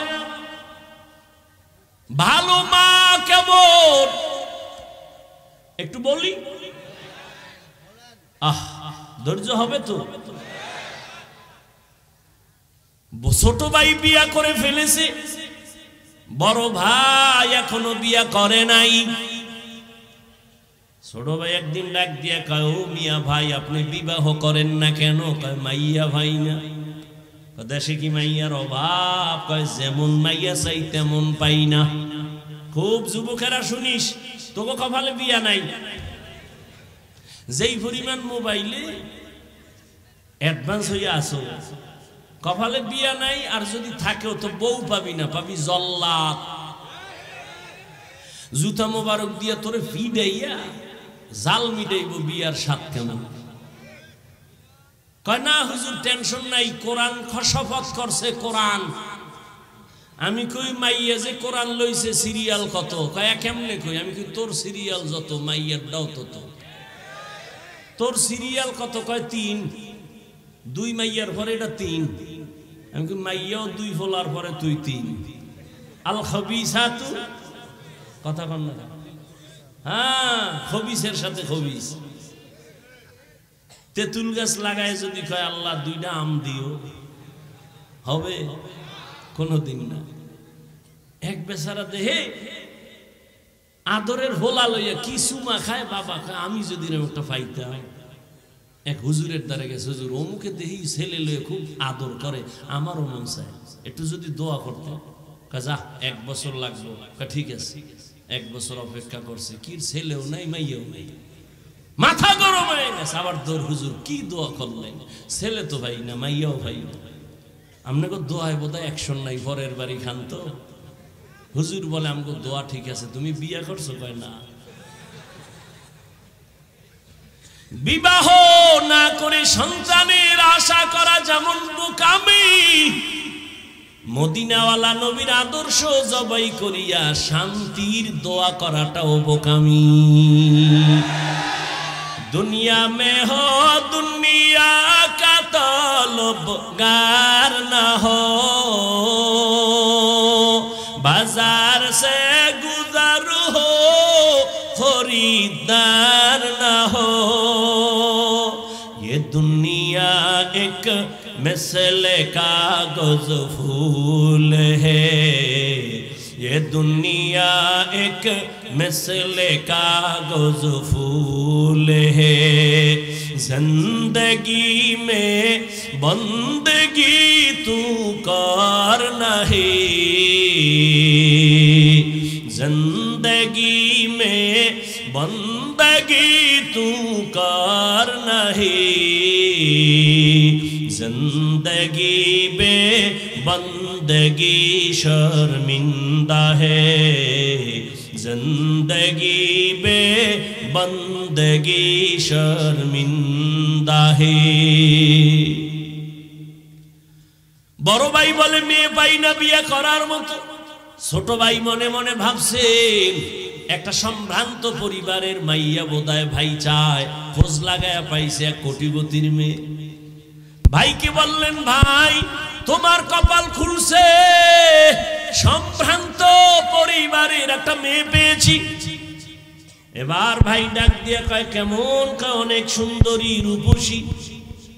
কয় না, আমি গরিবের মেয়ে চাই। কয় কেমন? একটু খুইলা কও। এবার বড় ভাই কয় আমার ফাইনাল কথা, আমি একজন বউ এমন মাইয়া চাই, যেই মাইয়া আমার বউ হইয়া আমার ডান হাতটা ধইরা আমারে জান্নাতের দিকে নিয়ে যাবে। ছোট ভাই কয় মাপসাই তোর কপালে বিয়া নাই। বড় ভাই কয় শোন, আমার মাওলায় যদি কবুল করে সময় বেশি লাগবে না। পাগল হইছ কেন? তোর কপালে যদি বিয়া থাকে তো মাইয়া তো আরো আগে আল্লাহ বানাইছে। পাগল হইছ কেন? পাগল হয়ে গেছে।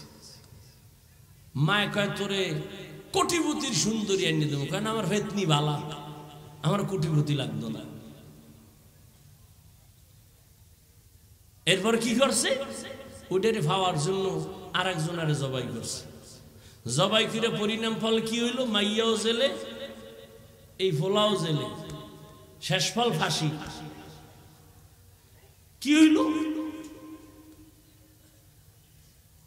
এখন কি দুনিয়া সেই অ্যানালগ আছে নাকি? 5 বছর আগে অন্যায় করেছে, একটা মাইয়ার সাথে প্রেম করে মাইয়াটারে কোনো এক স্বার্থে বইরা মেরে ফেলছে। জামালপুর বিশাল একটা অন্ধকার রাতে ধান খেতে কেউ নাই, 5 বছর পরে আসামি ধরা, আদালতে হাজির। এই তোর কথা আছে কোনো? ডাক দিয়ে কয় জাস্টিসকে স্যার, আমার নিশ্চিত ফাঁসি হবে জানি, কিন্তু আমার প্রশ্ন 5 বছর আগে অপরাধ করেছি, কেউ জানেনি, আপনি জানলেন কেমন? কই মনে করছে আমি মাস্তানি করলে আমার দল বাঁচাবে, নেতা বাঁচাবে। অন্যায়ের একটা সীমা আছে, সীমা লঙ্ঘন হলে তোমার আপনটাও দুশ্মন হয়ে যায়। আর সার নেই, ফয়সালা আসমান থেকে যদি এসেই যায়, জমিনওয়ালারা ব্যর্থ, শেষ। আল্লাহ হেদায়েত দান করুন। বড় ভাই বলল যদি আল্লাহ কবুল করেন সময় লাগবে না। এই বইলা বড় ভাই ধৈর্য ধারণ করেছে আর নামাজ পড়ে আল্লাহর কাছে দোয়া করেন, ও আল্লাহ তুমি আমার জীবনের ফুলের বাগান সাজাবার জন্য একটা নেককারিনী মেয়ে আমারে দিয়া দাও। দোয়া চলতেছে, অন্যদিকে খবর আসছে পাশের এক এলাকায় এক বুজুর্গ আল্লাহওয়ালা আছে, মানুষ তার থেকে দোয়া নেয়। দৌড়ায় গেল, ফজরের নামাজ পড়লো, সালাম দিয়া বলেন হযরত আমি আপনার একটু নেক দোয়া নিতে আসছি, দোয়া করেন। ও বাবা বিয়া করছুনি? কয় না। কেন করো? কয়জন? এইজন। কয় ছোট ভাই কি করে? কয় বিবাহ করে সন্তান হয়েছে। তুমি কেন করো না? বড় ভাই 2 ফোঁটা চোখের পানি ছেড়ে কয় হুজুর আমি এমন একটা মেয়েকে বিয়া করতে চাই যেই মেয়েটা আমার হাত ধইরা জান্নাতের দিকে নিয়ে যাবে। হবে কিনা জানি না, তবে আমার মাওলার কাছে দোয়া ফেরত যাবে না, চোখের পানি ফেরত যাবে না। হঠাৎ মসজিদের মধ্যে হুজুরে বসে বসে এই ভাইয়ের সাথে কথা বলে, জানালার বাইরে থেকে একটা আওয়াজ আসতেছে, কচি কণ্ঠে একটা কন্যা সালাম দিছে, আসসালামু আলাইকুম হযরত কেমন আছেন? আমি এই এলাকার এক গরিবের কন্যা সন্তান, আপনার একটু দোয়া নেওয়ার জন্য আসছি। অনেকে দোয়া চায়, আমিও দোয়া চাই। কি দোয়া চাও মা? বয়স কত? এত। কয় তোমার বিবাহ হয়েছে কিনা? কয় না। কেন তোমার বিয়া হয় না? বয়সের সীমানা তো পারায়া যাচ্ছে। মেয়েটা ডাক দিয়া কয় হুজুর আমি আমার আল্লাহর কাছে দোয়া করতেছি এমন একজন স্বামী আল্লাহ যেন আমারে দেয়, আমার হাত ধইরা যেন জান্নাতে নিয়ে যায়। তোমার আমার কাছে অভাব, আমার মালিকের কাছে কোনোটার অভাব নাই। হুজুর কয় রে যুবক, মাওলায় বুঝি তোর চোখের পানি কবুল করে ফেলছে, বিয়া করবিনি? বলে হুজুর আপনার দোয়া থাকলে আগাবো। হুজুর মধ্যে থাইকা এই মেয়ে ছেলের সাথে বিয়া করায় দিছে। এই যুবক নামটা শেষে কমু, বাসায় যাইয়া মোবাইল থেকে বের করবি, এই সান কফাল্লা ভোলা ডাকে। আর তুই কে? কি অর্জন করেছ জীবনে? এখন যদি মরে যাও কথার কথা, জানো তোর মা খুশি হবে? তোর কপাল এত খারাপ যে তুই এখন মরলে তোর শিক্ষক খুশি, হুজুরেরা খুশি। কেন? তোর চরিত্র আর ব্যবহারে মা বাবা শান্তিতে নাই। মনে মনে কইবে একটা বালা গেছে,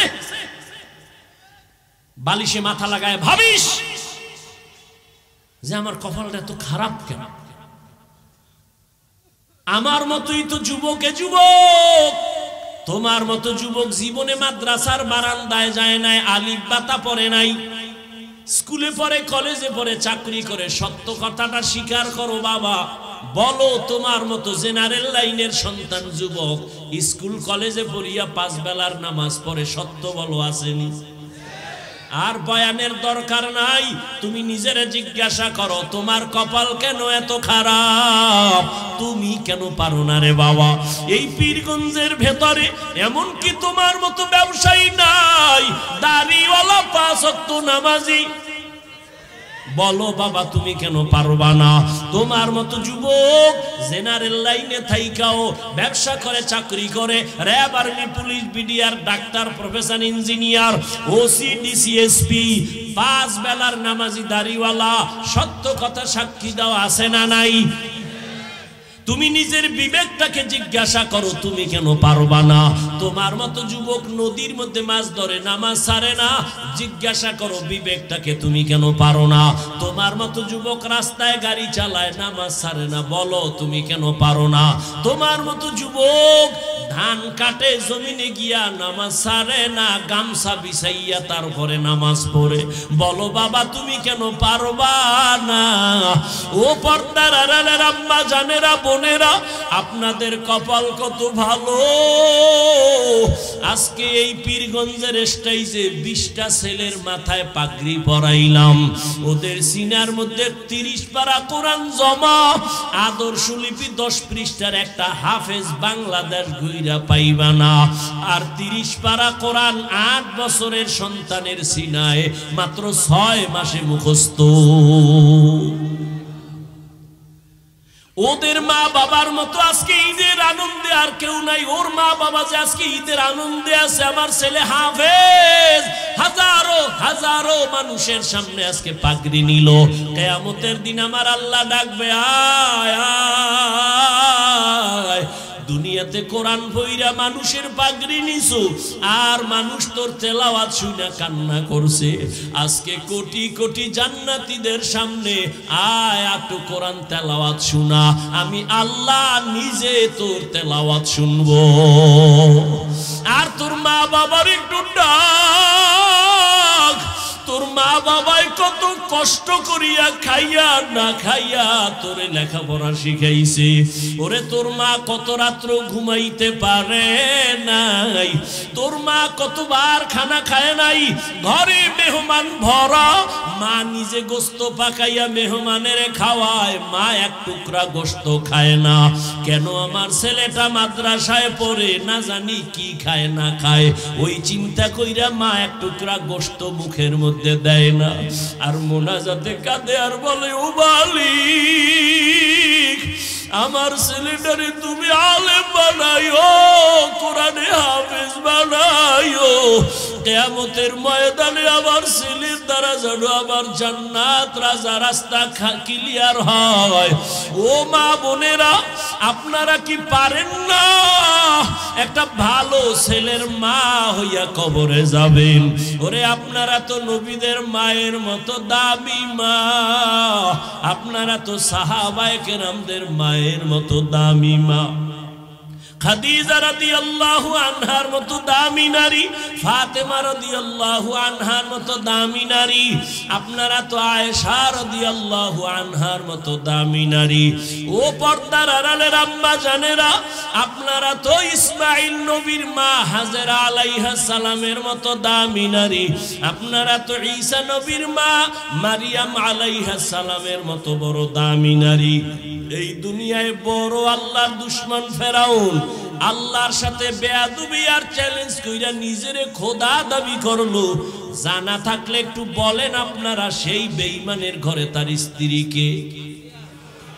ও পর্দার আড়ালের আম্মা জান, ওই বেঈমানের ঘরে আসিয়া কেমন স্ত্রী, আল্লাহর এমন আশিকা, এমন জাকেরা, এমন শাকেরা। রহমতের নবী বলেন, কিয়ামতের দিন জান্নাতে আসিয়ার সাথে আমার বিয়া হয়ে যাবে।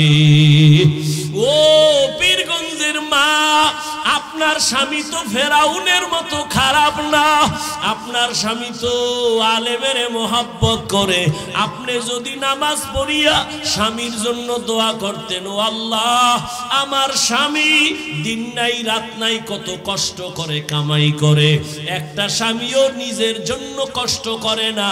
সব স্বামীরা সন্তানের মুখে স্ত্রীর মুখে হাসি ফুটাবার জন্য গাধার মতো কষ্ট করে। ও মা, আপনি যদি নামাজ পড়িয়া দোয়া করতেন, আল্লাহ আমার স্বামীর কামাই রুজিতে বরকত বাড়াও, আমার স্বামীর হায়াতে বরকত দাও, ও আল্লাহ সুস্থ রাখো। আর ঘরে আসার পরে যদি হাসি মুখে বুঝাইতেন, ও স্বামী আমিও নামাজ পড়ি, তুমিও নামাজটা ধইরা ফালাও। আর জীবনে আমার একটা আবদার, একটা দাবি, আমি আমার মা বাবার মায়া আর আদর চাইরা তোমার ঘরে আসছি রে স্বামী। তোমার কাছে আমার জীবনের একটা দাবি, জীবনে কোনোদিন অবৈধ আর হারাম টাকা ঘরে ঢুকাইবা না। হারাম টাকার অবৈধ টাকা খাইয়া আমাদের রক্ত নাপাক করব না, আমাদের সন্তানদের রক্ত নাপাক করব না। এরে আম্মা জান, স্বামীটাকে যদি বুঝাইতেন, আপনার স্বামী জীবনেও অবৈধ হারাম টাকা ঘরে নিত না, 5 ওয়াক্ত নামাজ পড়তো। ও আম্মা জানেরা, আপনার মতো কত মা এখনো খুঁজলে পাবেন, নামাজ ছাড়ে না, বেপরদায় চলে না, মোবাইলে চরিত্র বিক্রি করে না, স্বামীর মাল হেফাজত করে। আপনারা কেন পারবেন না? এখনো কি তওবা করবেন না রে মা? কয়দিন আর দুনিয়াতে বাহাদুরি করবেন? সময় আছে, তওবা করে নেন। আপনার সন্তানটারে ডাক্তার বানাইয়েন, আপনার সন্তানটাকে ইঞ্জিনিয়ার বানাবেন, ধন্যবাদ, দোয়া করি।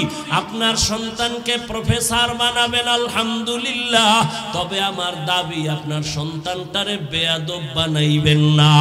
আপনার সন্তান কোনোদিন যেন মা বাবার সাথে বেয়াদবি না করে, কোনোদিন শিক্ষকের সাথে যেন বেয়াদবি আচরণ না করে। আপনার সন্তান কোনোদিন যেন আলেমদের সাথে বেয়াদবি না করে। তাহলে ডাক্তার হলেও আপনার জীবন সফল, ইঞ্জিনিয়ার হলেও জীবন সফল। এরে আম্মা জান, সন্তানটারে যদি মাঝে মাঝে বুঝাইতেন, রে বাবা আমি তোর মা, জীবনে তোরে নিয়ে কম কষ্ট করি নাই, আমার জীবনের তোর কাছে আমার আবদার, জীবনে মিথ্যা কথা বলবি না, কারো হক নষ্ট করবি না, কারো সাথে খারাপ ব্যবহার করিয়া বরদোয়া নিবি না। যদি সন্তানের বুঝাইতেন, ডাক্তার হইয়া ও সন্তান অনেক দামি হয়ে যাইত। ওই আল্লাহর ওলি এই যুবক আর যুবতীর সাথে বিবাহ করায় দিল। এবার মনের মতো বউ পাইছে ভাই, আবার মহিলাটাও মনের মতো একজন স্বামী পাইল। আজান হলেই তো পাগল হয়ে যায় দুজন, দুনিয়ার সব কাজ বাদ, নামাজে দাঁড়াও। আবার নামাজের পরে আমল তেলাওয়াত, এভাবে আমল শুরু করলো। ফজরের সময় স্বামী যদি আগে উঠে, স্ত্রীকে ডাক দেয়, উঠো নামাজ আদায় করো। আবার স্ত্রী যদি আগে উঠে, স্বামীকে ডাক দেয়, উঠো নামাজ পড়ো। নামাজ পড়া দুজনার একটা চাওয়া আল্লাহর কাছে। স্ত্রীও কাঁদে আর কয়, স্বামীও একই দোয়া করে, আল্লাহ মনের মতো স্বামী পাইছি, স্ত্রীও পাইলাম, দুইজনে এখন বাগান সাজাবো। পাহারা দেওয়ার জন্য বাগানটাকে নেককার একটা ছেলে দান করো। দুইজনার দোয়া কবুল হতে চলছে, এক হাতে তালি বাজে না, বিনা বাতাসে পানি নড়ে না। ঠিক স্বামী আর স্ত্রীর মন যদি এক না হয়, ওই বাগানে কোনোদিন ফুল ফোটে না। স্ত্রীর মনও এক, স্বামীর মনটাও এক। দুইজনে কান্না করে দোয়া করতেছেন, হে মালিক নেককার সন্তান দিও। আল্লাহ এমন একটা সন্তান তাদের দান করলেন। এই সন্তান দুনিয়াতে আসা মাত্র ডান কানে আজানের আওয়াজ, বাম কানে ইকামতের আওয়াজ। 7 দিনের দিন চুল ফালায় একটা সুন্দর নাম রাখছে। নাম রাখার পরে এবার সন্তানটারে আদব শিক্ষা দিতেছে। আদব শিক্ষা দিয়া এমন একটা আদর্শের সন্তান মা বাবা উপহার দিয়া গেল। ইতিহাসের পৃষ্ঠা যদি খুলো বাবারা নামটা দেখবা স্বর্ণাক্ষরে লেখা, গুগলে সার্চ দিয়া বাসায় গিয়া বাইর কইরো, ওই দুইজনার মিলন মেলার বাগানের ফুটন্ত গোলাপ এমন এক সন্তান বীর যোদ্ধা হইয়া ঈমানের পাওয়ার নিয়া বাইতুল মুকদ্দাসে গেলেন। বাইতুল মুকাদ্দাস জেরুজালেমে যাইয়া ইহুদি বেঈমানের হাত থেকে প্রথম কিবলা বাইতুল মাকদিসকে হস্তগত করে ফেললেন। ওই মালয়েশিয়া, রাশিয়া সব বেঈমানের মোকাবেলায় বিজয়ের পতাকা উড্ডীন করলেন। ওই সন্তানের নাম এমন কোন ইতিহাসবিদ নাই জানে না, এমন কোন শিক্ষিত মানুষ নাই জানে না, এমন বীর পুরুষকে যার শিক্ষা নিয়ে যার অবদানকে কেউ অস্বীকার করতে পারে না। মিশর হাতে নিয়ে নিল, রাশিয়া হাতে নিয়ে নিল, বাইতুল মুকাদ্দাস ইহুদিকে নিপাত করে হাতে নিয়ে নিল। এই ভাগ্যবান ভাগ্যবতী মায়ের সন্তান, ভাগ্যবান বাবার সন্তান, ইতিহাসের পৃষ্ঠায় তার নাম সুলতান সালাউদ্দিন আইয়ুবী রহমাতুল্লাহি আলাইহি। ও যুবক, গুগলে সার্চ দিয়ে দেখো সুলতান সালাউদ্দিন আইয়ুবী কে, আজকেই বের কইরা দেখ কেমন মায়ের, কেমন বাবার, কেমন সন্তান। সুলতান সালাউদ্দিন আইয়ুবী গোটা দুনিয়াকে আলোড়ন করে ফেলেছেন, রাষ্ট্র চালাইছেন, আবার জুমার নামাজও পড়াইছেন। একেই তো বলে ইসলামের নেতা, একেই তো বলে ইসলামের একজন সিপাহ সালার। মদিনার রাষ্ট্র চালাইছেন আমার নবী, আমার দুনিয়ার রাষ্ট্র চালাইছেন আবু বকর, ওমর, ওসমান, আলী। চালাইয়া দেখাইছে রাজনীতি যদি করো জান্নাতে যাওয়ার রাস্তায় গিয়া করিও, দান্দাবাজি আর চান্দাবাজি যদি করো কবরে যাওয়ার আগে কপাল নষ্ট হয়ে যাবে। রাজনীতি কইরা কি জান্নাতে যাওয়ার রাস্তা নাই? কথা বলেন না কেন? কপাল খারাপ। ব্যবসায়ী ভাই, ব্যবসার লাইনে থাইকা জান্নাতের পথ খুঁজো। ওই বেঈমান ফেরাউন এত বড় টাকার ক্ষমতার মালিক, তার ঘরের স্ত্রী আসিয়া আমার মাওলার এমন আশেকা হয়ে গেছে, দুনিয়ার থেকে বিদায়ের আগে জান্নাতের চেহারাটা আল্লাহ তারে দেখায় দিছে। ও যুবক বাবারা, ও বৃদ্ধ বাবাজিরা, আপনাদের মতো কত বুড়া বাবারা হাতের মধ্যে লাঠি নিয়ে মসজিদে গিয়া 5 বেলার নামাজ পড়ে, আপনি কেন পারবেন না? ও যুবক, আমিও যদি তোমার মতো চিন্তা করিয়া আমি প্যান্ট শার্ট টাই লাগায়া দাড়ি কাইটা রাস্তায় ঘুরতাম, কেউ আমারে বাধা দিত না। এই টুপির কারণে মাথা গরম, দাড়ির কারণে যৌবনের ভাব চলে যায়, কম বুঝি না। লম্বা জামাটা পরার কারণে শরীরটা গরম লাগে, কম বুঝি না। এই আর 10 মিনিট সময় দিবা? ভালো করে বুঝো, আমি এখানে চেয়ারে বইসাই কিন্তু বলেছিলাম এখানে আসতেও কপাল লাগে, বসতেও কপাল লাগে। মা বাবার জন্য দোয়া কইরা যাইতো বাবা, কপাল লাগে। সবার কপালে দোয়া নসিব হয় না, সবার কপালে বেহেশতের বাগানে টিকে থাকা নসিব হয় না। হেদায়েতের মালিক আল্লাহ। ও যুবক, আমিও যদি তোমার মতো ওইভাবে চলতাম কেউ বাধা দিত না, কিন্তু না, তুমিও মুসলমান, আমিও মুসলমান, তোমার আমার আল্লাহ এক, নবী এক, কোরআন এক, কাবা এক, ধর্ম এক, কালেমা এক। অথচ আমি টুপি খুলতে লজ্জা পাই, তুমি টুপি দিতে লজ্জা পাও। আমি দাড়ি কাটতে লজ্জা পাই, তুমি দাড়ি রাখতে লজ্জা পাও। আমি পর্দা না করলে লজ্জা পাই, তুমি পর্দা করতে গেলে লজ্জা পাও। আমি মসজিদে না ঢুকলে লজ্জা পাই, তুমি মসজিদে ঢুকতে গেলে লজ্জা পাও। অথচ তুমিও আল্লাহ মানো, নবী মানো, কোরআন মানো, হাদিস মানো, কেন বাবা এত দূরত্ব? বুঝি না রে বাবা। তুমি ভুলে আসো নাকি আমি ভুলে আসি তাও বুঝি না রে বাবা। চিন্তা ভাবনা কইরা দেখলাম যত লাইন থাকুক না কেন আমার মাওলার কোরআন সত্য, নবীর কথা সত্য, কোনো মিথ্যা নাই। যুবকেরা আরেকবার জিজ্ঞাসা করি পিছনের কথা, আল্লাহর কোরআন যে সত্য কোনো সন্দেহ আছে? ওই কোরআনে জান্নাতের বয়ান আসেনি? জাহান্নামের বয়ান আসেনি? কে জান্নাতে যাবে কে জাহান্নামে যাবে আমার আল্লাহ তাও বলছেন। ও বাবারা, নেক আমলওয়ালা জান্নাতে যাবে, যারা গুনাহগার তারা জাহান্নামে যাবে। জান্নাতটা কেমন আরামের ঘর আল্লাহ তাও বয়ান করেছেন, আর জাহান্নামটা কেমন আযাবের ঘর আমার আল্লাহ আমার নবী তাও বয়ান করেছেন। আম্মা জান আয়েশা রাদিয়াল্লাহু আনহা বলেন, আমি একদিন তাকায়া দেখি রহমতের নবী আমার রুমে বৈশা বৈশা গুনগুন করে কান্না করেন। আমি ভয় পেয়ে গেলাম, না জানি আমি আয়েশা কোনো বেয়াদবি করে ফেললাম। ইয়া রাসূলুল্লাহ, আপনি কাঁদেন কেন? আমি কোনো বেয়াদবি করলাম? কয় না তো কেন কাঁদেন? নবী বলেন, ও আয়েশা, কিয়ামতের ময়দানে আমার উম্মতের কি উপায় হবে সেই ভাবনায় কাঁদতেছি।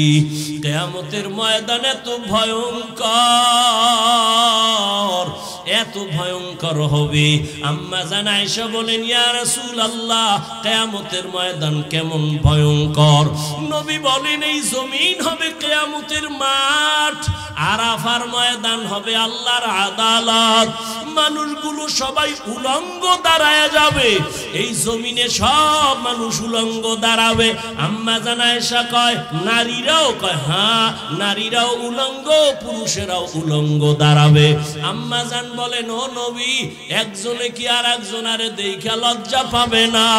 নবী কাঁদেন আর বলেন, আয়েশা, ওরে হাসরের ময়দানটা তো কত ভয়ঙ্কর হবে। হাসরের মাঠে আমার আল্লাহ রাগান্বিত আওয়াজ দেওয়া শুরু করবেন, লিমানিল মুলকুল ইয়াউম লিল্লাহিল ওয়াহিদিল কাহ্হার। আল্লাহ বলবেন, আজকের এই আদালতের রাজত্ব কার? আল্লাহ পাকে এত কঠিন একটা আওয়াজ দিবেন, রাগান্বিত আওয়াজ, হাসরের ময়দানটা থরথর করে কেঁপে উঠবে। আর আল্লাহ বলবে, সূর্য নিচে নেমে আয়, যত তাপ আছে ছেড়ে দে। নবী বলেন, সূর্যের গরমে জমিনটা মাটি থেকে তামা হয়ে যাবে, মানুষ দাঁড়াইতে পারবে না। সূর্যের গরমে মাথার মগজগুলো ভাতের মারের মতো ফুটবে। অন্যদিকে জাহান্নামের আওয়াজ, জাহান্নাম চিল্লায়া বলবে, ও আল্লাহ, বেনামাজি গুনাহগার গুলো কই? আমার পেটে দাও, আমার পেটে বড় ক্ষুধা। নবী বলেন, আয়েশা, আল্লাহ তখন বলবে, জাহান্নাম একটু অপেক্ষা কর, আমি এখন আদালতে বসছি, বিচারটা শেষ কইরা নেই। জাহান্নামকে থামানো যায় না, সামনের দিকে আসতেছে, এমন বেশি আওয়াজ দেয়, জাহান্নামের গরমের হাওয়া আসতেছে। আল্লাহ কয়, ও ফেরেশতারা, আর দেরি করিও না, ওরে শিকল দিয়ে বেঁধে নাও। আমার নবী যখন দেখবে, নবী বলেন, আমি দেইখা আমি আত্মহারা হয়ে যাব। অন্য নবীরা কান্নায় বিভোর, আমি আমার মালিকের কুদরতি মাকামের মধ্যে সেজদায় পড়ে যাব, কান্না শুরু করব, আল্লাহ জাহান্নামের ফিরাও, আমার একটা উম্মত যেন জাহান্নামে না যায়, তো আমি জান্নাতে কিন্তু যাব না। আল্লাহ তখন বলবেন, নবীজি আপনি মাথা উঁচু করেন, কাঁদিয়েন না, আমি আপনার কাদার জন্য আপনাকে বানাই নাই, আপনাকে খুশি করব।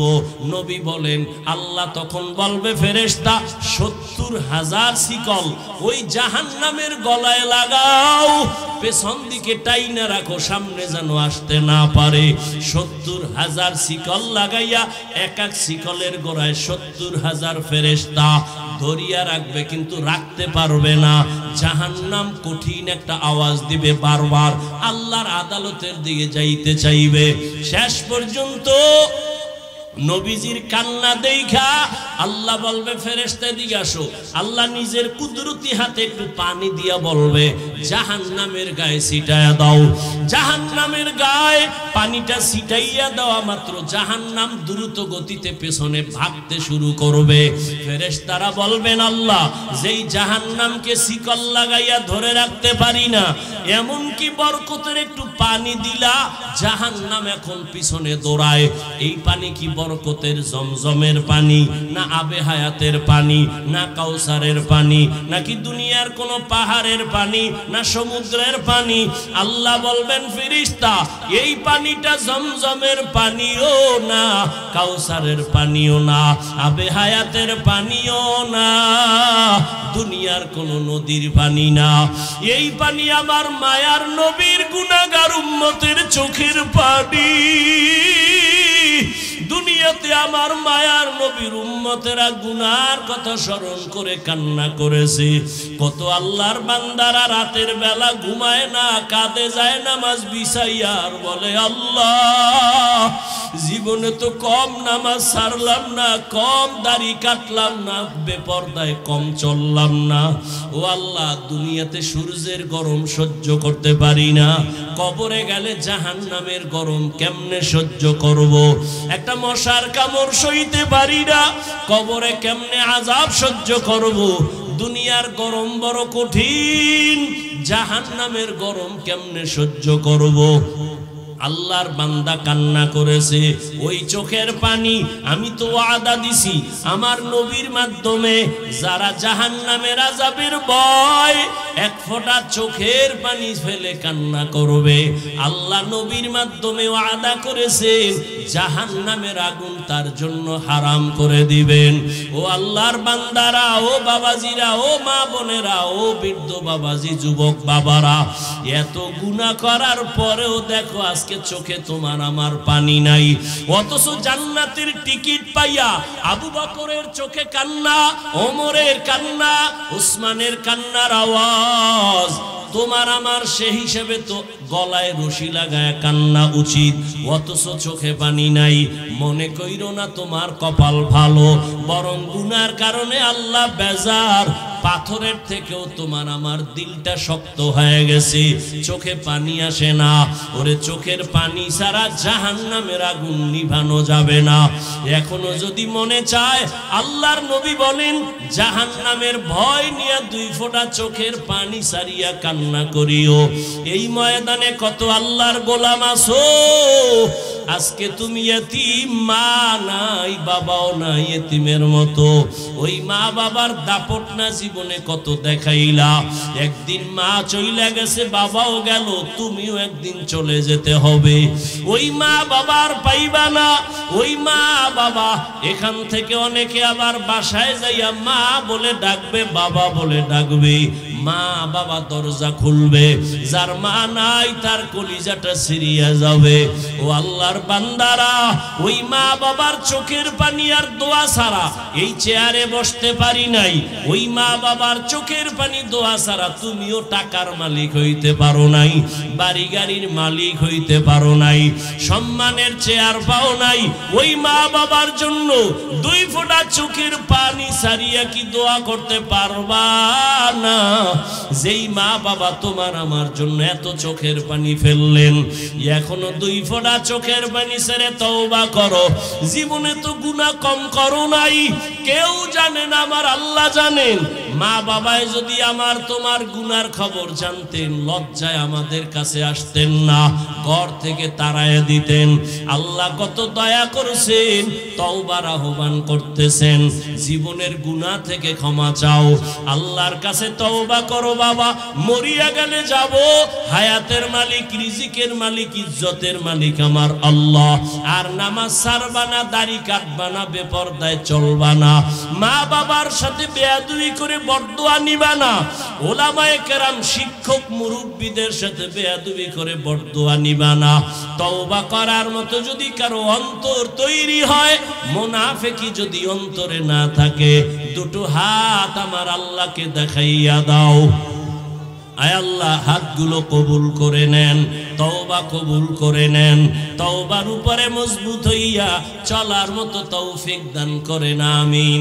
আলহামদুলিল্লাহি রাব্বিল আলামিন, ওয়াসসালাতু ওয়াসসালামু আলা সাইয়্যিদিল আমবিয়া ওয়াল মুরসালিন ওয়া আলা আলিহি ওয়া আসহাবিহি আজমাইন।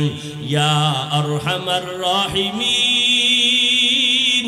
ইয়া আরহামার রাহিমিন, ইয়া আরহামার রাহিমিন।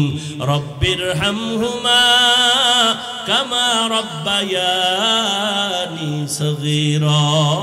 ও দয়ার মালিক, কুদরতের নজর দিয়া তাকায়া দেখেন কত উলামায়ে কেরামরা হাজির, কত ব্যবসায়ী চাকরিজীবী সাদা দাড়িওয়ালা হাজী সাহেবরা হাজির, পর্দার আড়ালে কত মা বোনেরা হাজির, আমার কলিজার কত যুবক কত ছাত্র ভাইরা হাজির। দুনিয়ার বাড়িওয়ালাদের দরজাগুলো বন্ধ, আপনার রহমতের দরজা তো বন্ধ নাই। ও আল্লাহ, আমরা শয়তানের ধোঁকায় পড়ে আপনার নাফরমানি করেছি, গুনাহ করে ফেলেছি। গুনার দিকে তাকাইলে বড় ভয় পাই, মনে হয় এই ময়দানে আমার মতো গুনাহগার জাহান্নামী কেউ নাই। গুনার কারণে আমার হাত না পাক, আমার চোখ না পাক, আমার জিহ্বা না পাক, অন্তর না পাক। ও আল্লাহ, তওবার নিয়তে হাজির হয়েছে।